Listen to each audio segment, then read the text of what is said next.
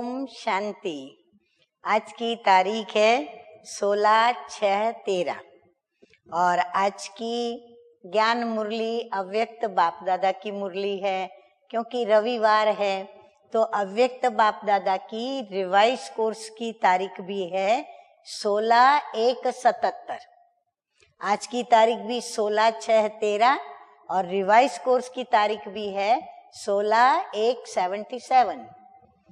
आज की मुरली का शीर्षक है संतुष्ट आत्मा ही अनेक आत्माओं का इष्ट बन सकती है।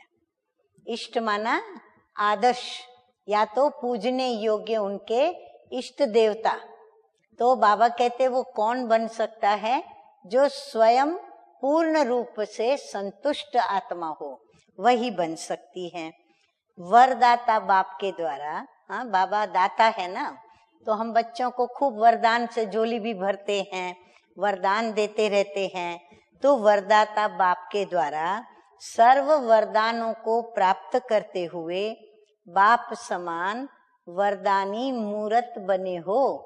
बाबा पूछ रहे हैं हम बच्चों से। बाबा अब आगे समझाते हैं कि एक है ज्ञान रत्नों का महादान। ज्ञान रत्न का जब दान देते हैं तो जैसे हम महादान करते हैं। दूसरा है कमजोर आत्माओं के प्रति शुद्ध संकल्प व शुभ भावना के द्वारा सर्वशक्तिमान से प्राप्त की हुई शक्तियों का वरदान। कमजोर आत्माओं को क्या चाहिए? उनको चाहिए शक्ति। अब ये शक्ति हम कहाँ से लाते हैं? सर्वशक्तिमान बाप से।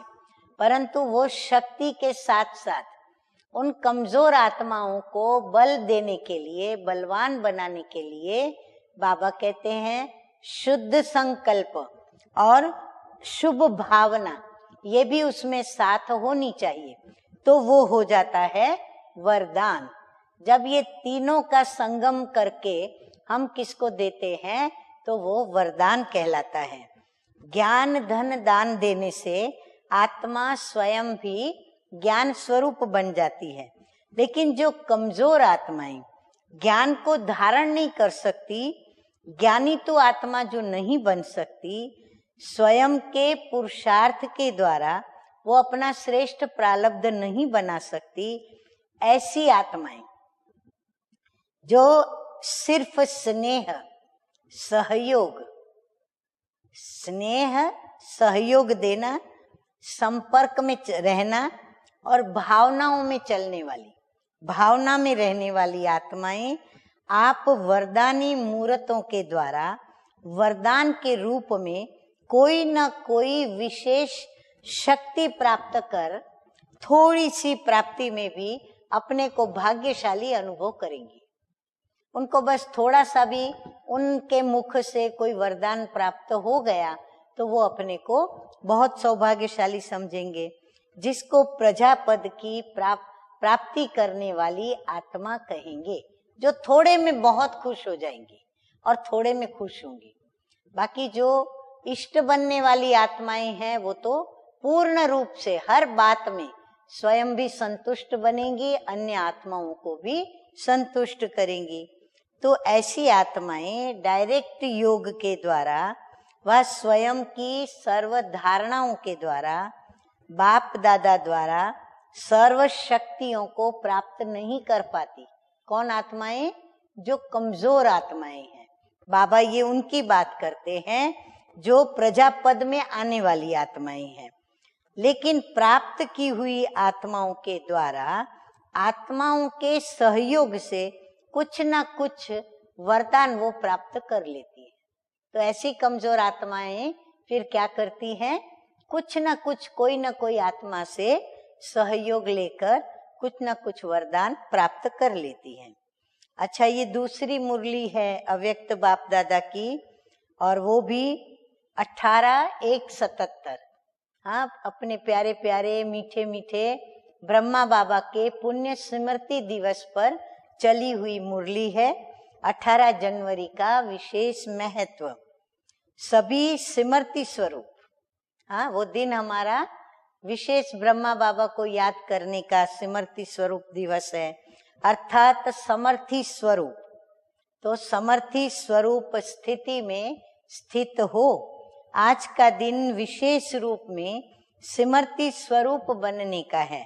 बाप दादा के स्नेह में समाये हुए अर्थात बाप समान बनने वाले। हाँ, तो स्नेह की निशानी क्या है? समानता। तो आज सारा दिन सिमरती स्वरूप अर्थात बाप समान स्वयं को अनुभव किया। हाँ, क्योंकि अमृत वेले से लेकर सभी बाप दादा की याद में बहुत होंगे। तो बाबा कहते अनुभव किया बाप दादा के स्नेह का रेस्पॉन्स, बाप समान भव का वरदान अनुभव किया। हाँ, बाबा ने फिर वरदान भी दिया सामने। आज का विशेष दिवस स्वतः और सहज अपने आप प्राप्ति होती है और सहज और थोड़े समय में बाप समान स्थिति का अनुभव करने का दिन है। जैसे सभी युगों में से संगम युग सहज प्राप्ति का युग गाया जाता है, वैसे ब्राह्मणों के लिए संगम युग में भी यह दिन विशेष सर्व शक्तियों के वरदानों को प्राप्त होने का अर्थात बाप समान स्थिति का अनुभव करने का ड्रामा में नूंधा हुआ है। इतना ब्राह्मणों के लिए भी इस दिन का विशेष महत्व है। विशेष दिन का विशेष महत्व जान महान रूप से मनाया। अमृत वेले से बाप दादा ने विशेष अनुभवों के गोल्डन चांस की लॉटरी खोली है। हाँ, बाबा उस दिन विशेष अपना खजाना खुला रख देते हैं, जितना चाहिए उतना लो। तो ऐसे अचल, अटल और अखंड सदा हर परिस्थिति में भी श्रेष्ठ स्थिति में अडोल सर्व गुणों और सर्व शक्तियों के स्तंभ स्वरूप आधार मूर्त आत्माओं को बाप दादा का याद प्यार और नमस्ते। हम रूहानी बच्चों का रूहानी बाप दादा को याद प्यार, गुड मॉर्निंग और नमस्ते नमस्ते। वरदान है आज का, अपने आदि अनादि स्वरूप की स्मृति के द्वारा।